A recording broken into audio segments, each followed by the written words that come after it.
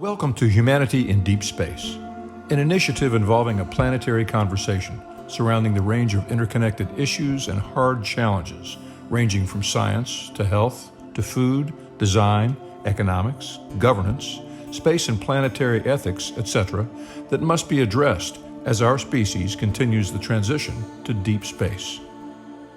This is episode 17, Shakespeare on Mars. Our continued and successful transition to a spacefaring species hinges upon surmounting a range of hard technical problems and human challenges. In addition to modern science and knowledge, we should explore what wisdom and lessons we might gain and glean from some of the preeminent past and ancient thinkers, including Shakespeare, Socrates, Hypatia, Laozi, etc. How might they help guide us in humanity's unprecedented journey off Earth? Dr. Christopher Phillips is an internationally recognized philosopher and author of several books, including his most recent publication, Soul of Goodness, and the international bestseller Socrates Cafe, A Fresh Taste of Philosophy. Dr. Erika Nesvold is an astrophysicist who has worked as a researcher at NASA Goddard and the Carnegie Institution for Science. She's a developer for Universe Sandbox, a physics-based space simulator, co-founder of the nonprofit organization the JustSpace Alliance, and the creator and host of the podcast Making New Worlds. Our moderator is Chris Kimmel, founder of Humanity in Deep Space and co-founder of the commercial space company Space Tango. My name is Chris Kimmel with Humanity in Deep Space. I want to thank all of you for tuning in today. We really appreciate it. It's kind of an offbeat one today, but something that I'm really looking forward to because I think it raises some really interesting questions for us as humans as we continue our transition to a spacefaring civilization. First, before we start out, I want to thank our sponsors, Space 629, Kentucky Science and Technology Corporation, Survey Institute at NASA, and National Stem Cell Foundation, the START program at the University of Kentucky, Media Collaboratory, Space Tango, Baird Financial, the Children's Center, Higher Orbits, Interstellar Foundation, Visit Lex, and 22 Solutions. Again, thank all of our sponsors for their support and financial support to make all of this possible.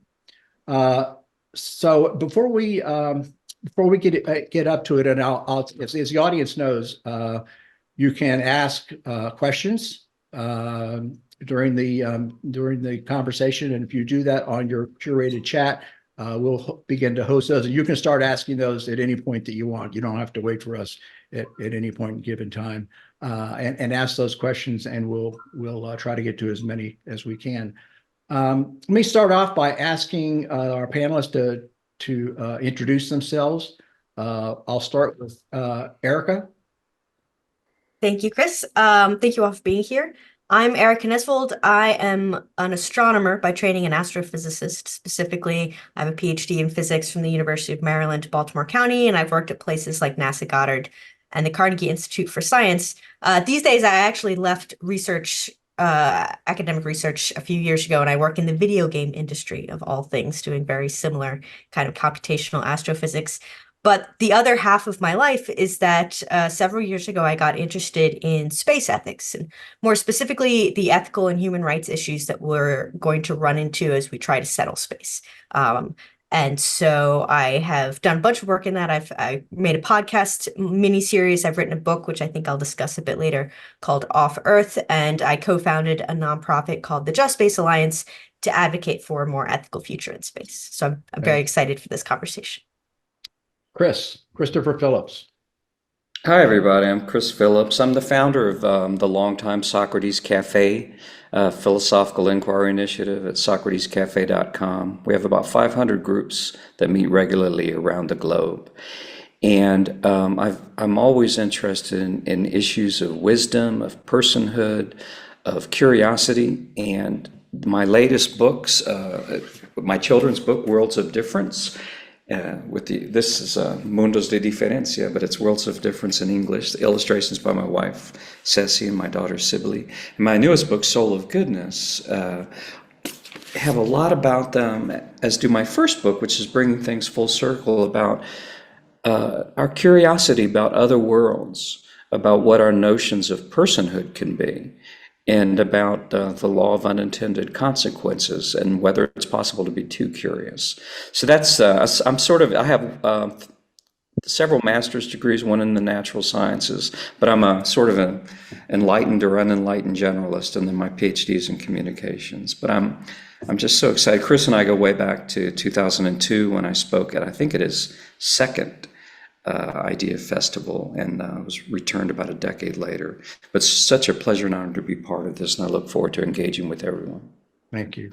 Yeah, and so I'd like to start off asking Erika, and this is her book, Of Earth, which is, I encourage all of you to read, as well as Chris's, and also his original book, Socrates Cafe, which is, I think, one of his best of his numerous books that he's written.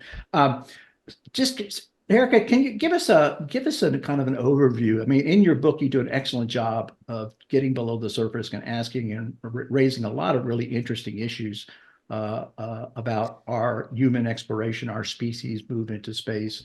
And why don't you just kind of go over some of those that jump out at you? Sure.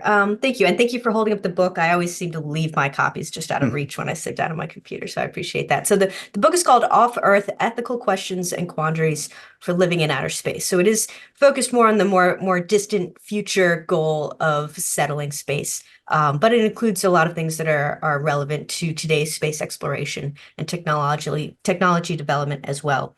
And it's basically, its origin is in this idea that a lot of people who talk optimistically about space settlement sort of describe space as this blank slate where we can build future utopias, which is a dream that pulls a lot of people in the direction of space settlement advocacy. But of course, it's only a blank slate until we get there, because humans will be bringing all of our baggage with us, our vices, our historical conflicts, and the struggles that we still deal with as we live here on this planet. And so the book is thinking, okay, what kinds of these conflicts are we going to bring with us? Which of them will be, in particular, exacerbated by the particular environment of space? Its physical dangers, lack of resources, its isolation. How will that make some of these problems more challenging? And most importantly, what can we learn from our history of society here on Earth that we can apply to solving these problems in the future? It's not just a book about dystopias. It's a book about what can we learn from our past? How can we benefit from all of this great history that we have to think about how to build a better society in the future, both in space and on Earth. So I think of it as a book full of questions and not a lot of answers, which was, of course, very fun to write. One of the big questions is, how are we going to live with our environment? How will we share the space resources? This is a big conversation right now, because a lot of the industry going into space is looking at how to make a profit by extracting and using these space resources. And as we've seen historically on Earth, that can lead to a lot of conflicts. It can lead to increases in inequality, things like that. So we need to consider these issues. And also, how do we protect the environment from ourselves? How do we ensure that the intrinsic value of an environment, even a lifeless, rocky environment like the moon, is being protected and even preserved for future generations? And we also need to ask how we'll live with each other in these small, isolated communities that we'll be building. We need to think about all the same problems we have here on Earth that will be more difficult to deal with. Things like labor rights, criminal justice, and safety and security, preventing war, preventing conflicts, things like that. And how do we just build a happy, thriving society? How do we make sure that we have good medical care for everyone and consider our triage protocols in these scarce environments? How do we protect reproductive rights in a space society? So some of these questions are really far into the future, but all of them are worth thinking about now. And they can help us think about how we're still dealing with these problems on Earth today. So that's just a really quick overview. But I'm excited about this conversation because I think the answers to a lot of these questions can be found in the kinds of conversations and work that Chris Phillips talks about. Thank you. And I think, one of the points I always like to raise is that, becoming a spacefaring species is not off in the future. We are already a spacefaring species. We've been to the moon. We've been in space since the 60s, humans. We've had people living and working in space on space station and other kinds of facilities like that for decades. And of course, the robots on Mars are simply an extension of us as humans. And so I always tell people, when do we think we're going to get to Mars? I always say, well, we're already there.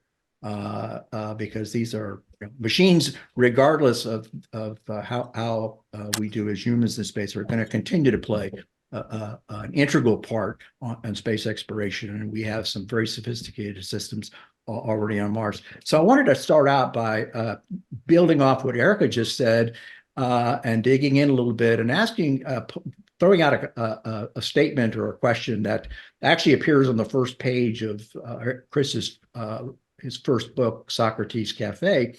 And it's a quote by Socrates, and it simply says, "Can I ask you a question?"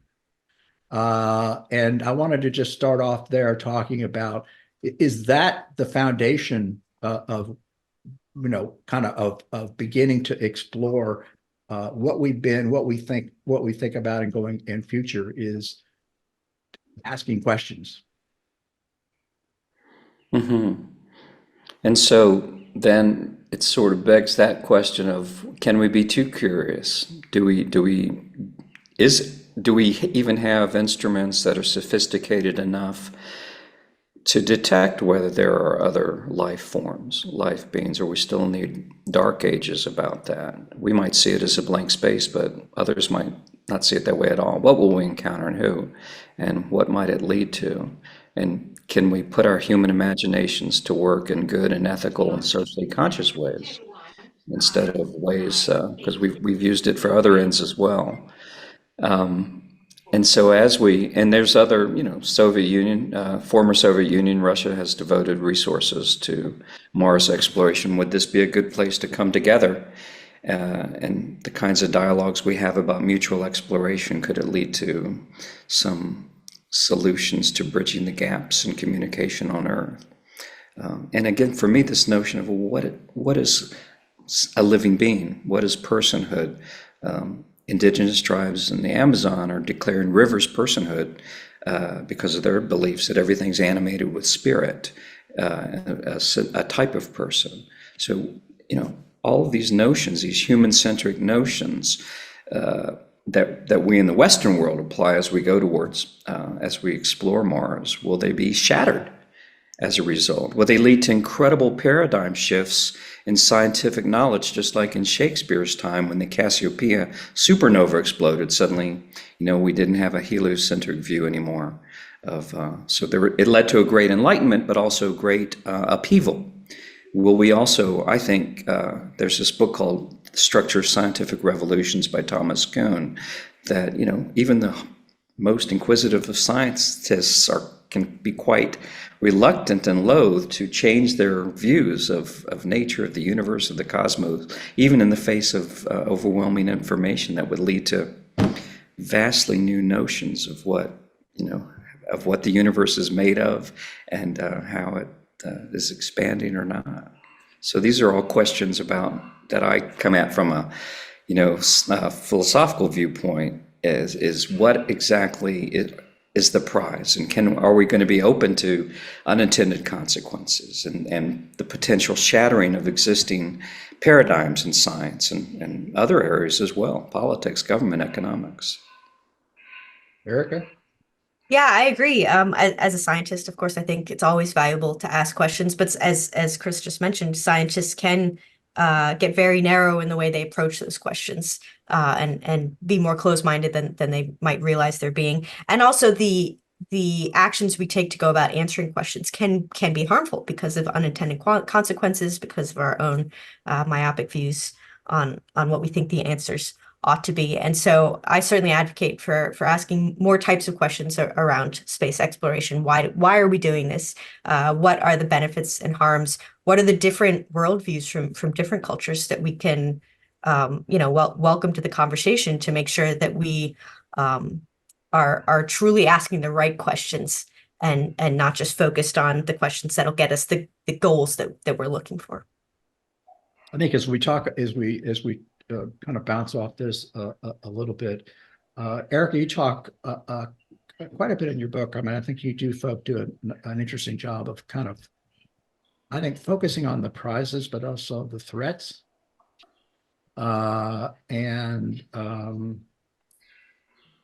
how do we move beyond just kind of, I guess, maybe we can't discussing those, but what's the next step in actually trying to to dig into those and make sure that these things are somehow considered and make their way into practice of some sort, if that is even possible.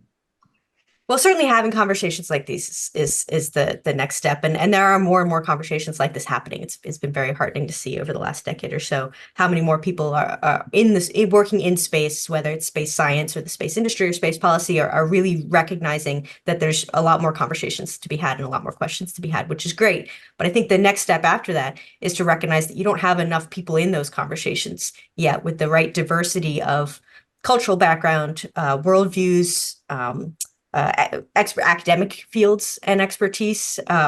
Scientists, I can tell you, especially technology-focused scientists, just love to reinvent things from first principles. And I can see this happening sometimes in the space fields that they just go, oh, well, we can figure this out. We just need to bother to sit down and say, how do we protect labor rights in space? When in fact, there are whole fields who can tell us so much about the history of these issues during colonial periods on Earth, the consequences of colonization here on Earth, the consequences of living in a resource-rich, isolated community here on Earth. And we don't need to reinvent the wheel. That would just be a waste of all of that hard-won experience. And so making sure that we're consulting these people who maybe have never thought about their work in the context of space before, but can contribute so much valuable perspective on how to answer these questions and how to ask the right questions. I think that's a really big next step that I try to push people towards. Should we be forming more inclusive formal panels of Americans, but people also globally that incorporate people of very different socioeconomic classes, different belief systems? Should we be doing that from the get-go? Because I think you applied 3 times, right, to be a part of the astronauts? And they have these very rigid criteria, which might defeat the purpose over time, because we may not be incorporating enough of the kinds of perspectives that might actually advance the experiments towards Mars and other places if we were more inclusive formally.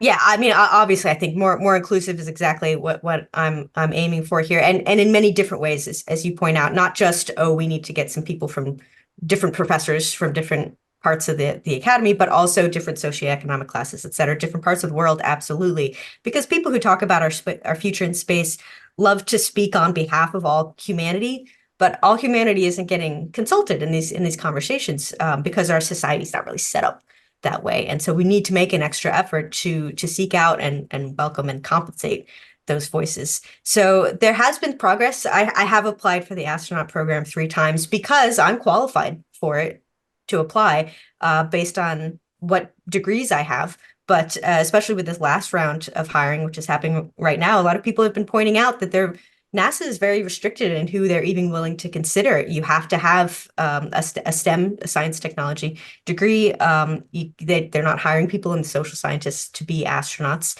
And they have practical reasonings for that. But it means that NASA has a lot more hard scientists and not a lot of social scientists. And they're starting to do better. They're starting to specifically invite social scientists to join the conversation, which is some progress, but there's so much more to go. And it's tough. It's easy to sit here and say, oh, we need to consult everyone. We need to have representation from all these world groups and from different socioeconomic statuses. But then if you hold a conference that people have to pay to travel to and take off work to, that's a filter. And so it's hard to make sure that we are keeping the conversation open to as many people as possible. Mm-hmm. And how low should we go in terms of age in bringing people into the conversation? Because I find that my mind is constantly being expanded by the inquiries that I have with young people who are speculative in the way that some of my favorite science fiction writers are, and that in turn have led to some of the explorations that we're doing right now. Yeah, I think that's a really interesting point. I've always thought, the young generation, the children, young adults, et cetera, are more than likely to be the majority of humans who are going to be out there exploring, et cetera, in the intermediate future.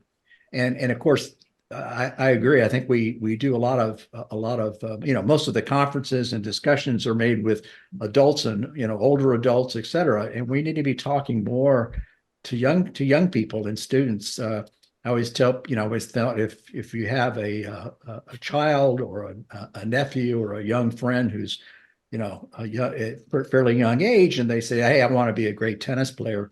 You start giving them lessons at 6 and 7. You don't wait till they're 18 or 19 or they go to college, because if that's when you need to start preparing, and not just physically but intellectually, to that. And so, yeah, I'd be interested to know, so how do I mean?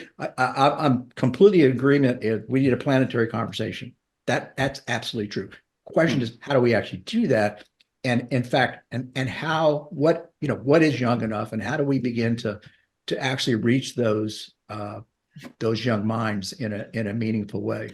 Given how rigid our education system has become. I mean, in Lexington, Kentucky, where I'm from, where I live, one of the better elementary schools in the city just said, "Oh, we're not going to offer arts anymore because we can't fit it into the curriculum." And so, as we end up, we're actually restricting things as opposed to adding.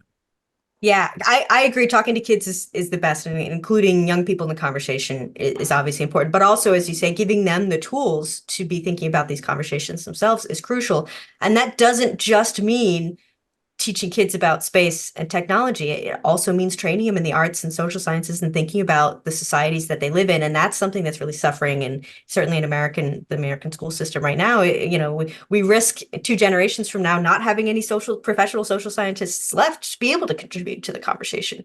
And so I think this is something that people who there are certainly a lot of groups who say, in order to have a good future for humanity in space, we need to be training kids on how, and the next generation, on how to build the new technologies. But we also need to be training them on how to build healthy societies too. So we need to focus holistically on all of that if we want to look to future generations to do this great work that we're leaving for them to do. Yeah, we have an interesting question that just came on.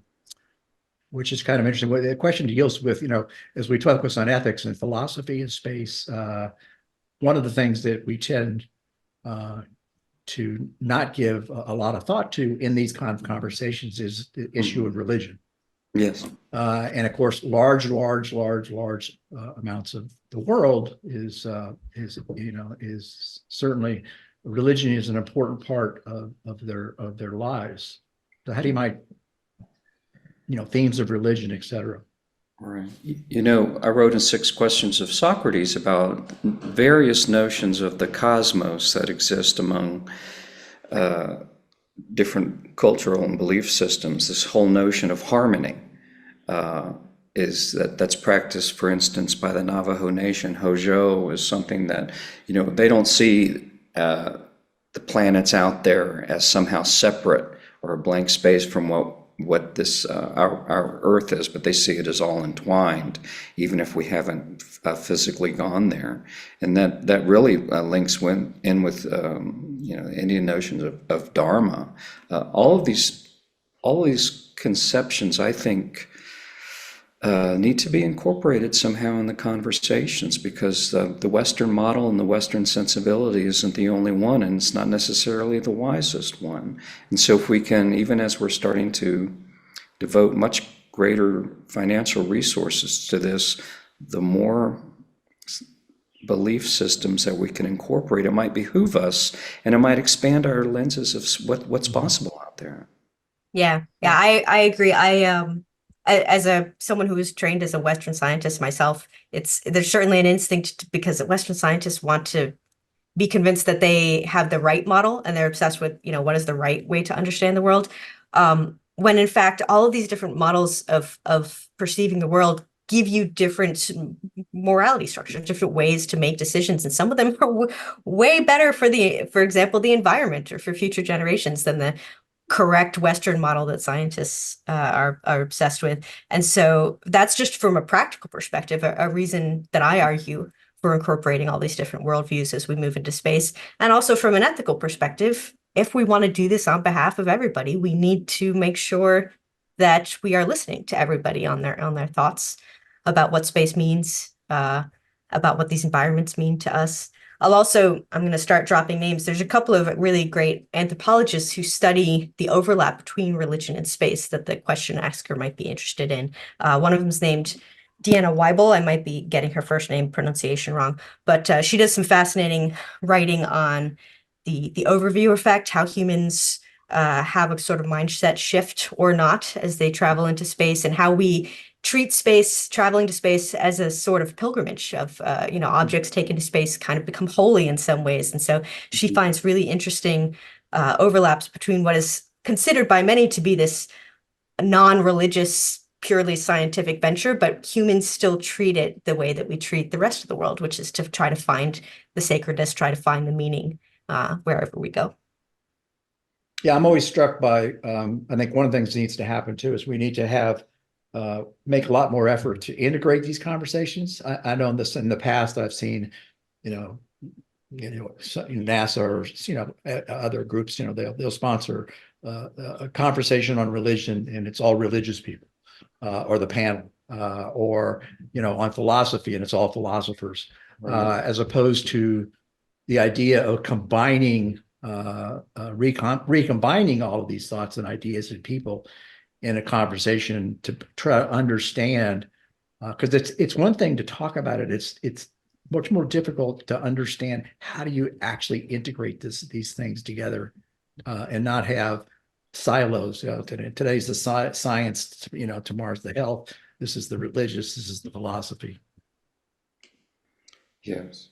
I mean, Chris, I shared with you this beautiful blog piece that came out 8 years ago by Dr. Ellen Stoffen, who was NASA's chief scientist. And she wrote about the fact that we really need to we cannot afford to give short shrift to the humanities and the social sciences as we become more and more immersed in space exploration, that they have to be necessarily entwined. And so I hope that I thought what she wrote was very prescient, and I think it's more relevant than ever, her argument that she wrote, when we plan at NASA to send humans to Mars, we do so to answer the fundamental questions that humans have long pondered. Are we alone? Could life have evolved on another world, and what could that life reveal about the very nature of life itself? She has this wonderful childlike curiosity that she's taken all of her scientific and humanities sensibility that otherwise, can ask you a question.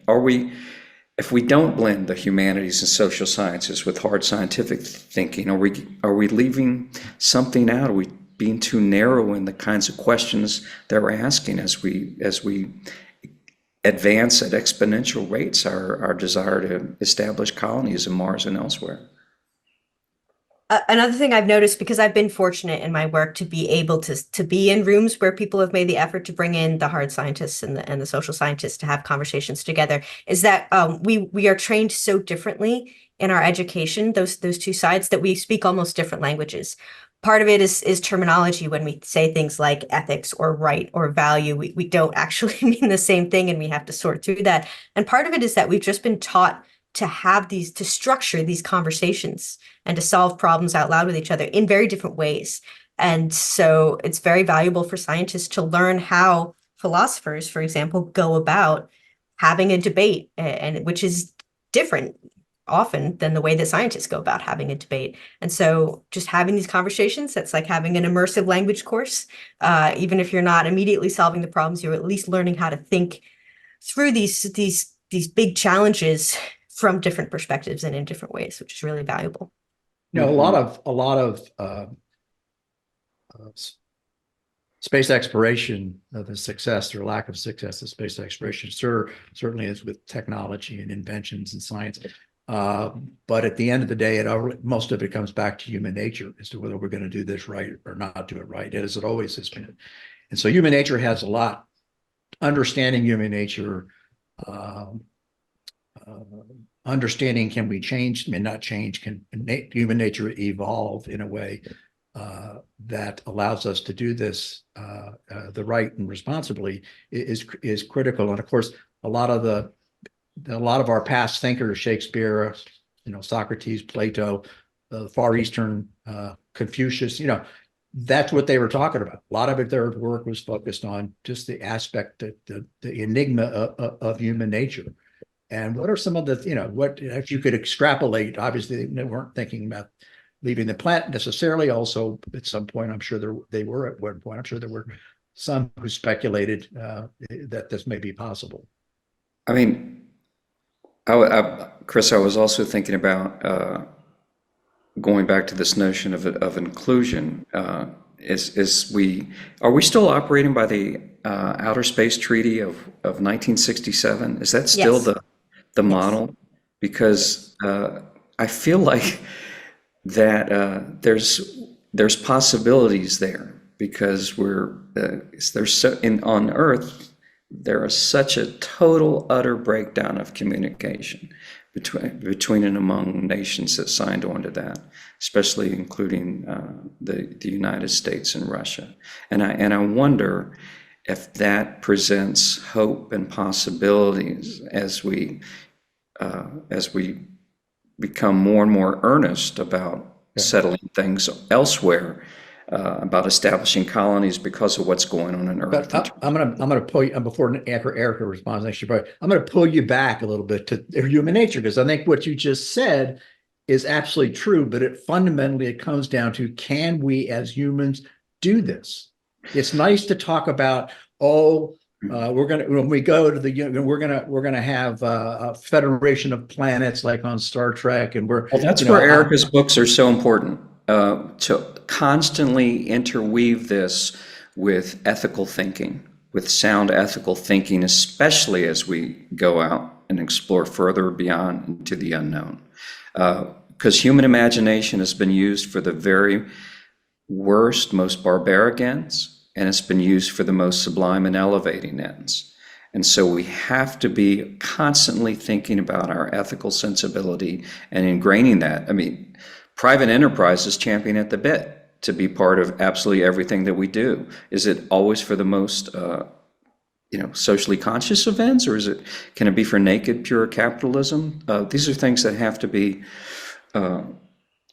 incorporated into any discussion right here and now, I would think. What do you think, Erica? I agree. I think that our visions of our future in space, like science fiction, are a mirror for how we feel about human nature and our societies today.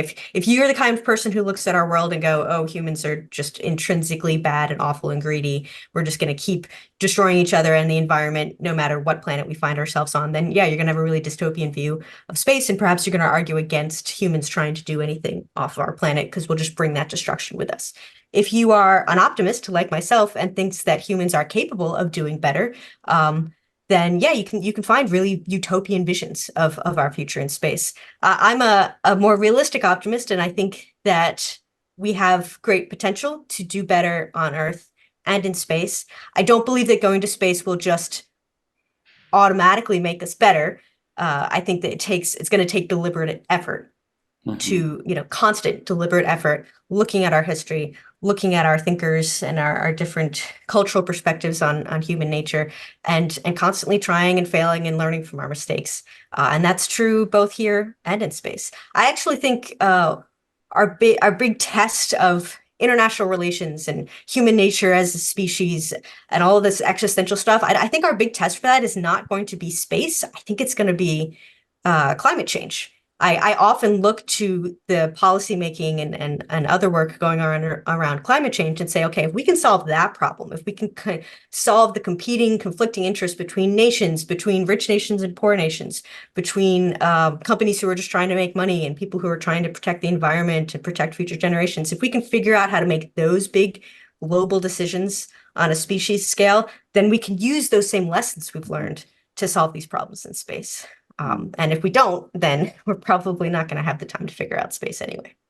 I got a message recently. I do a lot of workshops and dialogues on military sites, and one of them said, we're because of what's happening right now on Earth, with all the conflicts potentially leading to what he darkly thinks could be World War III, he says we need to exponentially advance our missions to colonize other planets. And it made me ask him, well, don't we first need to get our own house in order before we do that, or are they both entwined. Yeah, that is the big debate you see in the discussion of whether we should even be doing this or not, is the camp that says we need to do it as fast as possible, because all our eggs are in one basket and we have nuclear weapons in that basket, so we should spread out a bit, versus the people who say we don't want to carry this disease in our human nature out into space. We'll just end up spreading that across the solar system. And those are two very distinct perspectives. I tend to fall, I suppose, in the middle, which is that I think that space isn't going to make us better or worse. It's just another place for us to figure out the solutions to these problems. And I think arguing that we should delay until we figure things out, I don't think humans will ever agree that we've figured things out. And I often think it's a false dichotomy, but it's important to think about the consequences of any of these big activities. If it turns out that the efforts the money and the time and energy we're putting into space could be better used to solve problems here on Earth, yeah, that's a tough decision to make. I think actually doing the kind of science and research we do for space does benefit Earth if we bother to distribute that knowledge well. If it turns out that the technology we're developing for space causes more harm on Earth, this is something that people are concerned about, especially since space has always been militarized and used for weapons and for war fighting, and is being used for war fighting and genocide today. It means we have to pay attention. We can't just say space is an unalloyed good. It's just pure and sciencey and there's nothing wrong with it. We have to recognize at any stage, any decision we make, how it's going to impact various people on Earth. I think I'm in the middle too. I mean, I think it's inevitable for lots of reasons, not just human nature. That yes, humans are going to. We already are. Like I said, we're already a spacefaring civilization. So that horse is out of the barn, and I think humans will continue to explore to the extent that we can, technologically, physiologically, et cetera. So I don't think that's really up for debate. But the problem is, one of the problems is we keep talking about, are we, will we come to a point where we can do this better on Earth? The problem is nobody speaks for Earth.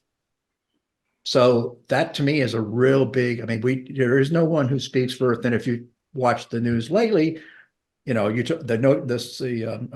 course, there's been all this controversy about nuclear weapons in space. And I just read an article today, which I completely understand, where the United States Space Force is now ramping up its efforts for, space defense and fighting.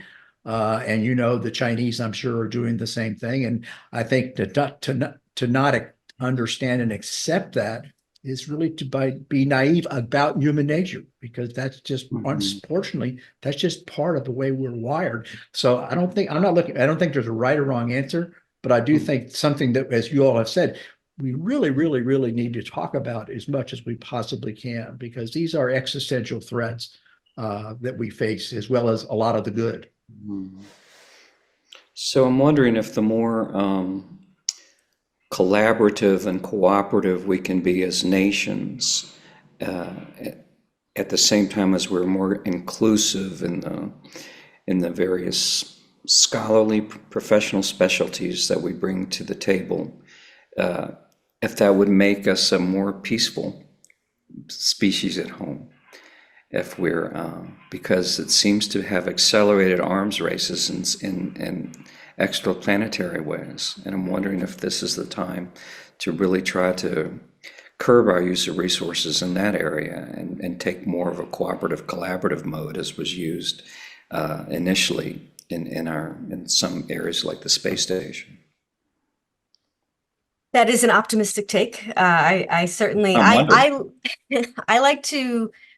People sometimes ask me, why do you write about space settlement when it's unlikely to happen in your lifetime? Because I'm a realist when it comes to the technology. I don't think permanent human settlements in space is going to happen in my lifetime. So why did I spend a year and a half writing a book about it? I think that the exercise of thinking about these questions in space can help us not just bring awareness to similar issues happening here on Earth, but allow us to come up with maybe more radical solutions for some of these problems than we would have been able to otherwise. Something about that science fiction setting, it gives you more psychological flexibility. And so in that way, thinking about how we would want to build these collaborative, thriving, peaceful societies in space can help us envision that here on Earth as well. At the same time, though, we have to be aware that increasing technology and use of space and exploiting resources in space does heighten the risk of conflict. So there have been people like Daniel Dudney wrote a book called Dark Skies, arguing that trying to expand into space increases our existential risk because we'll be increasing the likelihood of international conflict and weaponization of space. And so he argues against it for that reason. I don't fall in that camp, but I think you have to be aware of the risks at the same time that you're trying to harness space, either for resources or for just this ability to think about our future. Yeah. So there's another great comment. Power and greed, Dennis writes. Until these are addressed on Earth, can we truly expect change in climate change, space travel, etc.? And so Dennis and Chris and Eric, I'm wondering if we do not continue to explore space, at least with this fundamental foundational sense of wonder, if we'll ever change our power and greed here on Earth. If that, childlike sense, philosophy begins with a sense of wonder. If that's not imbued in everything we do in terms of space exploration, in terms of exploration of Mars, will the forces of power and greed, as they all try to piggyback onto this, be more prevalent than ever? Let me ask you, one of the things that Shakespeare wrote a lot about, and a lot of the philosophers talk about, are those two issues: power, greed, hubris. What were some of their thoughts? The Shakespearean plays, Greek tragedies. What did we learn from those? What do we learn from those, if anything? Have we learned? Yes. Or has human nature basically remained unchanged, going back to your thoughts throughout this about human nature? As we become more sophisticated technologically, are we still basically in this struggle between darkness and light, and which force will prevail? Dennis talked about power and greed, and I think I tend to break things down like Shakespeare did, in between forces of darkness and forces of light, and which will win out. And I'm hoping that space exploration ultimately will bring us more together on Earth. Again, optimistic, rosy lens spectacles, yes, probably. But otherwise, what's the point of waking up in the morning and continuing to fight the good fight while we can? Because I have kids, 10 and 17 years old. I want to make sure that I'm leaving more wood on the woodpile, so to speak. And I would hope that space exploration has some foundational ties just to this great sense of wonder in and of itself. Just like foundational science does. We're just wondering about things. We want to see, are we alone? What's out there? Is that okay? Or does it always have to have be imbued with other solutions as well? Certainly the wonder of space appeals to me as a space scientist. That's something that brought me into the field. I do worry sometimes that people who advocate for space settlement, for expansion into space, lean a bit too heavily on that. These are the people who argue that going to space is such a transcendent experience that it'll improve our human nature just automatically. And I don't believe that's true, because we can see what's happening now is that the wonder of space that we all tend to feel when we look towards space based on pretty pictures and stuff is slowly getting, I'll say, contaminated by a growing sense of greed is one way to put it, but now our eyes are turning from these beautiful pictures to where can we make money? Where can we use these resources? And the more time that people spend in space, that humans spend in space, honestly, the more mundane this environment will become, which is, I think, just another natural part of human nature. When people are living on the moon for generations, we'll start to lose a bit of our wonder on the moon, which means that we can't always just rely on wonder to spackle over these problems. Because I still wonder, though, going back to that word, have we developed, we think that we've seen it all on the moon, maybe, but have we developed instruments that are sophisticated enough to really know? Or are we missing things just because we haven't been able to? When you say missing, what do you mean by that, missing things? Well, every sort of instrument that humans develop to penetrate the greater universe, these are extensions of ourselves and our own six senses. Have we developed instruments that are sensitive enough to really know what if we've seen everything that there is to see, or if we're still in the dark Yeah. ages. Absolutely not. Erica can answer that. We call that job security in science. Of course, we haven't understood everything, but we also have not understood or seen or studied everything on this beautiful planet that we have. But the awe and wonder I feel when I look at the ocean doesn't keep people from overfishing or dumping waste in the ocean. That's all I'm pointing out, is that you have to balance against the other characteristics of human nature beyond wonder. Julian Maggini, a philosopher, has written a number of books. Wrote in his book, How to Think Like a Philosopher, said it all comes back. The most important thing is rigorous thinking, and I think we've talked about that. I think it was what modern philosophers said. There's no answer. There's never been an answer. There never will be an answer. And I think that what that simply says to me, I don't say it's pessimistic. It's just that there's always going to be something we don't understand, and that's okay. We have to accept not knowing, and we have to learn how to deal with that, and keep going. And every little bit of knowledge we gain by doing that adds to that. But we're not going to be able to know everything. Let's go first to the comment. There's an anonymous attendee.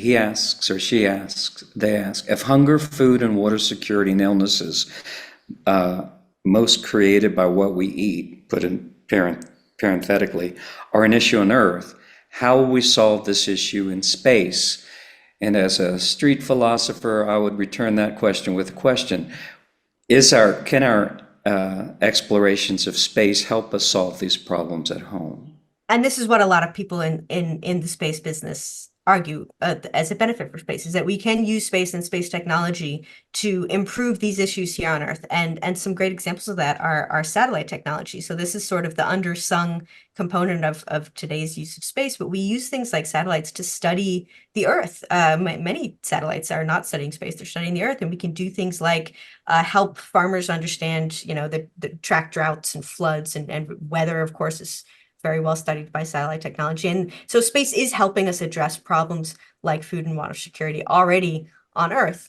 As we move into space, the technology that we're developing to try to grow crops and recycle water and protect against illness in a space environment all help us understand those issues.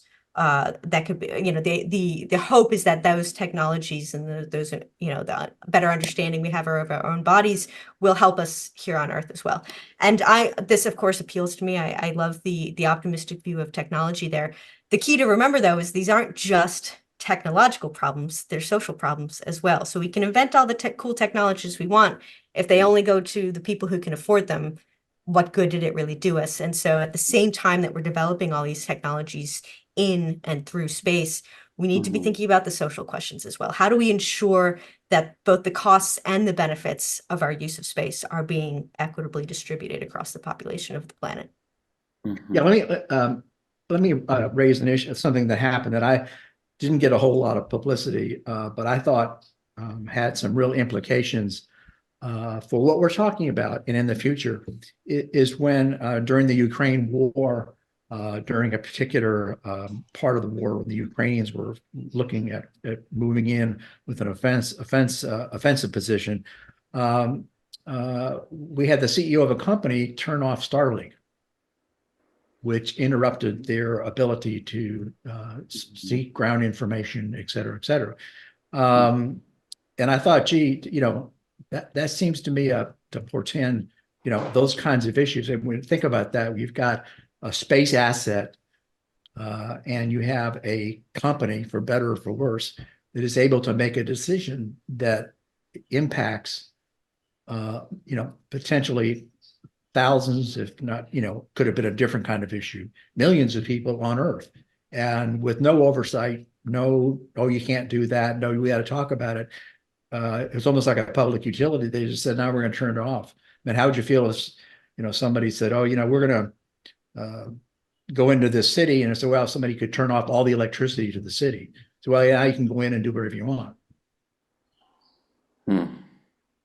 Yeah, this is I remember this being very well discussed in my circles at the time. And satellite provided internet is one of the big key uses by our society of space right now. But yeah, it is pretty unevenly distributed. It's not like we have an internationally constructed satellite fleet that everyone just has a right to use. We have a Right. lot of different players right now. More than half of the satellites over our combined heads right now are Starlink satellites, which means they're really dominating the field at the moment just because of the way that things played out, and regulations haven't been able to keep up. And this is starting all these conversations. China wants to put up a fleet of satellites as well. That's going to have its own complications. And so this all goes to show that it's not just the technology problem. Starlink solved a bunch of these technology problems, but now we have this question about how do we distribute that technology? How do we ensure access to it? How do we do that within the capitalist system we're working within today and at an international level? And so all these big social questions remain as well. Mhm. Isn't space exploration already advancing pretty exponentially our research into fundamental medical issues, cancer research, as well as into things like, growing crops outside of our atmosphere that can lead to, even if forces of power and greed are involved, that people want to turn a buck, can't that, is that accelerating at a pace now? Because as we look towards establishing colonies on Mars, which as y'all think won't happen in our lifetimes, that there's still some incredible research taking place outside of our atmosphere that could lead to some extraordinary cures for cancer, possibilities for growth of crops that can help people on Earth. There's certainly more funding going into that now. There's more research being done as we're going through this current sort of another rise in interest in how to live in space. There's more and more funding for this research.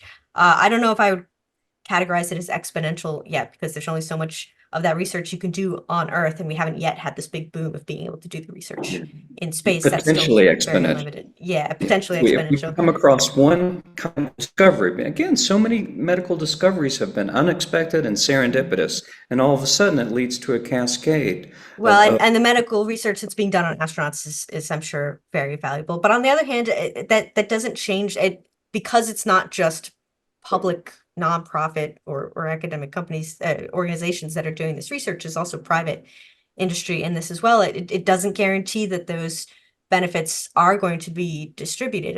We live in a world where a company can patent a crop strain.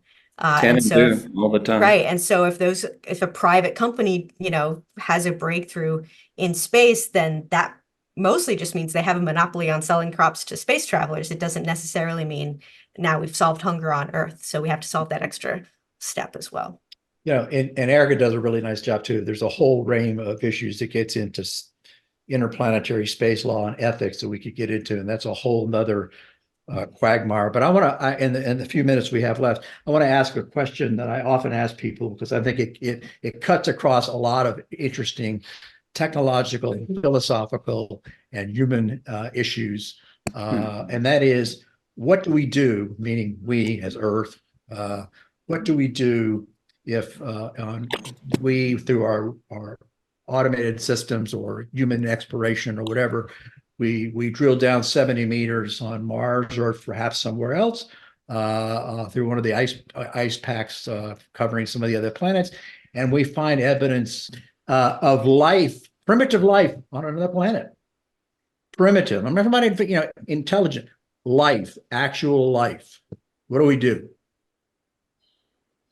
That's being debated as we speak. I've seen a lot of different arguments. So this is still an open possibility on Mars. Absolutely, it would be microbial life. We don't think there's exactly actual Martians crawling around, but it's possible, still possible, that there's microbial life on Mars. There's some moons in the solar system we think have liquid water on them that could even have more advanced forms of life. But since Mars is where a lot of humans want to go, this is a concern. And at the moment, there's still a lot of different camps in that argument. Carl Sagan famously said, if we find microbes on Mars, we should leave Mars to the Martians. We should just not touch it because we don't want to, it's theirs. We're the alien invaders. It wouldn't be right for us to come in and change things, potentially kill them off, interfere with them. So we should leave Mars to the Martians. Other people have said, why do the astrobiologists get to tell the rest of us what to do? Humans are more important than microbes. It doesn't matter that they're the native life. We should be able to do what we want. I've even seen an argument, I think this was from Chris McKay, who is a scientist who has argued that if we find life on Mars, we should terraform Mars, not to make it more habitable for us, but to make it more habitable for the microbes on Mars. We should do everything we can to make their lives better, which I think is a very extreme position. But given how all of these camps exist today in this hypothetical debate, I think that if that day comes, it's going to be a very strong and ongoing debate. I'm going to channel some of the children that I inquire with regularly in our Philosophers Club gatherings, and some of the insights that they've had, as well as we're exploring out there. We shouldn't assume that they're also not exploring in our direction. I mean, their universe is just so vast. It almost seems to them a given that and that's, what if settlers or prospective settlers, like in our earliest days when we went from Europe to the United States, what if they arrive first? And get here first. Isn't that also a possibility? And how will we extend the welcoming mat, or will we? I think there's Well, to get back to something Erika just said, the argument, humans are more important. They're, whatever, it's microbial life or whatever, and et cetera, et cetera. Well, to get a little bit deeper philosophically, that could have happened at the early stages of Earth, right? When a civilization could have visited Earth and looked down and said, "What's all that slime? We need to get rid of that." And if that was the case, we wouldn't be here. Now, I know there's no answer here, but you get into these issues of if the universe is infinite, and if it's always been here, then these cycles of perhaps life and are going on, exponentially all the time, potentially. And so the idea, again, I think the question becomes really interesting. It's not solvable, and that is, okay, so what do you do if an advanced species suddenly finds potentially an evolving life form on another planet? To me, that's a pretty interesting and profound question, perhaps philosophically, religiously, however you want to look at it. Well, I think Chris makes a good point here that maybe the kids just have it right with their basic golden rule morality that they've been taught, which is, how would we feel if it happened to us? Maybe we should treat these microbes the way that we would want to be treated if we were microbes. I think that makes a lot of sense to me. Yeah. I'm going to use a Shakespeare quote from Miranda in The Tempest. And Miranda is one of the moons that surrounds Uranus. Oh, brave new world that has such people in it. And this was in the Elizabethan age, which was in times of intense curiosity. They were in explorational mode, and there were great paradigm shifts taking place about, what revolved around what. And I see this time too. I see many parallels to that. And then the question just is, will we rise to the occasion? Will we use these moments in our technological ability and capacity, which is advancing by leaps and bounds, to be more humane? To show what humans can be made of, what stuff that we are made of. And so that this little life that we have is more of a pleasant dream than a nightmare for other people as we continue these explorations. So we're just about out of time. Any final thoughts from you guys, Erika? I would love people who are interested in space and coming from the space end to seek out people like Chris, like some of the social scientists we mentioned, not just people today that you can engage with, although that's really important too, but engage with the literature. I like to talk about science fiction writers as being the first space ethicists, because they were writing about these questions before humans went into space. But of course, so many people who wrote stories weren't writing about space and still have so much to offer in these conversations. So let's not just get the philosophers and social scientists in here, but also the fiction writers as well. Chris? Yes, absolutely. I mean, my life's work is dedicated towards creating inquiry forums where, I can put, by the kinds of questions we ask, I can learn more from others than they could ever hope to learn from me. And it drives my scholarly inquiries and my innate sense of wonder. I have this very brief quote from my first book, Socrates Cafe, where one of my great favorite thinkers, George Steiner, says that he suspects that the boundlessly inquisitive nature some of us possess may prove to be our collective downfall, but he's impressed that we continue to inquire anyway. to be able, as he writes, to be able to envisage possibilities of self-destruction, yet press home the debate with the unknown is no mean thing. And so it's so wonderful that there's people like Chris and Erika who are pressing home that debate and clearly are imbued with a humane sensibility and social conscience that we can use our capacities to make life more worth living for one and all, including other species that I think, will find along the way and meet. Thank you both. Thanks to the audience for the questions and for tuning in.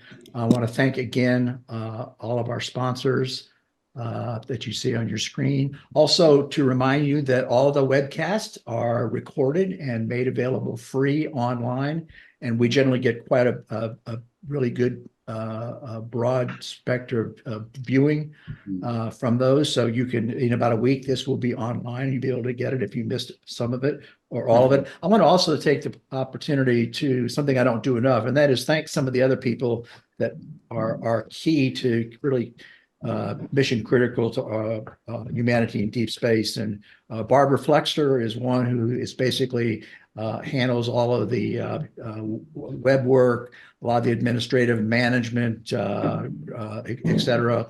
Also, Chris Baker of 22 Solutions. Chris is our on-site production crew, in a sense, and does all of our production work that make all of this possible. And Arthur Rouse, who handles all of our work on taking the raw footage from our production, editing it, and then putting it on the web in a fashion that makes it coherent and watchable. So again, I want to thank everybody again, Erika, Chris, for your time. I think this is a really interesting conversation. I'd like to do more of these. And check out humanityindeepspace.com. And also, please get a copy of Erika's book, Off Earth, and also Chris Phillips' books. They're all excellent, and I seriously encourage you to take a look at those, and I guarantee you'll come away a lot more knowledgeable. Well, Chris, Thank I got to you very thank you so much. Thank you. I have to Yes. thank you because I've known you for over 20 years now, and your deep probe investigations in light architecture that have been a source of endless inspiration for me, and that now has led to Humanity in Deep Space and my having this gift of being part of it. Thank you so much. Well, thank you. All right, thank you, and goodbye. Our continued exploration of space is accompanied by profound questions, responsibilities, and obligations. What is our place and ultimate responsibility to the larger universe? And how do we maintain a sense of humanity as we leave the planet Earth?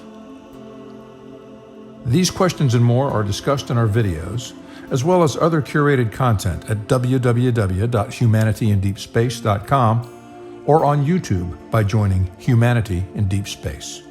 The music for this episode was written and performed by Danny Grandstaff and is available at dannygrandstaff.bandcamp.com.